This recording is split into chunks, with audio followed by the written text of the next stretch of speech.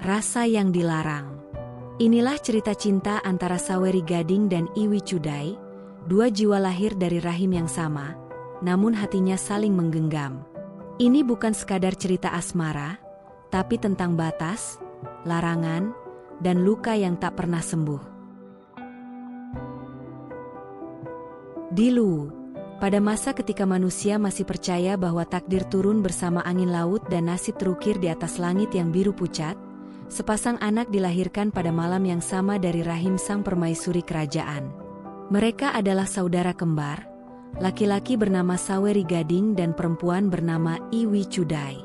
Sejak dalam buayan, mereka dibesarkan dalam kemegahan istana yang dikelilingi laut dan pegunungan, di tengah kekuasaan ayah mereka yang agung, Raja Lapatawe. Masa kecil mereka berjalan bersisian seperti aliran sungai yang tak terpisah. Di halaman istana, mereka berlari di antara tiang-tiang batu yang dihiasi relief langit dan bumi. Mereka memanjat pohon waru, berbagi cerita tentang bentuk awan, dan tertidur bersama di bawah bayang-bayang pelindung para dayang. Tak ada yang mencurigai bahwa waktu diam-diam mulai mengukir perasaan di luar batas darah dan adat. Saat usia mereka menginjak remaja, tubuh dan jiwa keduanya mulai berubah, bukan hanya karena pertumbuhan raga, tetapi juga oleh getar yang tak mampu dijelaskan. Saweri Gading tumbuh menjadi sosok yang gagah dan dipuja banyak orang. Tatapannya tajam dan dalam, menyimpan keteguhan sekaligus rasa gelisah yang tak mudah dijinakan. Sementara Iwi Chudai tumbuh sebagai putri dengan keanggunan yang tak kalah menonjol. Ia lembut namun kuat, halus namun teguh. Di antara mereka, kedekatan tidak pernah surut. Namun saat pandangan mulai dipenuhi kesadaran akan batas, rasa yang dulu begitu wajar berubah menjadi beban. Mereka tidak pernah mengucapkan perasaan itu, tapi keheningan yang menyelimuti mereka setiap kali berdua dalam taman kerajaan atau lorong istana sudah cukup untuk menunjukkan bahwa ada sesuatu yang tak semestinya hadir. Di dalam hati, keduanya saling tahu bahwa cinta mereka melawan aturan yang tak tertulis, namun juga tak tergoyahkan. Dalam adat Bugis, garis darah adalah batas yang tak bisa dilanggar. Cinta antar saudara kandung dianggap najis, bukan sekadar aib bagi keluarga, tetapi juga ancaman bagi keseimbangan alam dan kehormatan kerajaan. Saat bisik-bisik tentang kedekatan yang janggal mulai berhembus di antara para pelayan dan bangsawan, para tetua kerajaan mulai bertindak. Sang raja, meskipun hatinya lembut terhadap anak-anaknya, terpaksa membuat keputusan demi menjaga martabat istana. Maka Iwi Chudai dijodohkan dengan bangsawan dari negeri seberang, pernikahan yang diharapkan akan memutus tali yang telah tumbuh keliru sejak awal. Bagi Saweri Gading, keputusan itu bukan hanya perpisahan, tetapi pengasingan perasaan yang selama ini ia simpan dalam diam. Namun sebagai putra mahkota, ia tahu bahwa ia tak bisa melawan kehendak adat. Maka ia memilih jalan lain, meninggalkan Lu dan memulai pelayaran ke negeri-negeri jauh.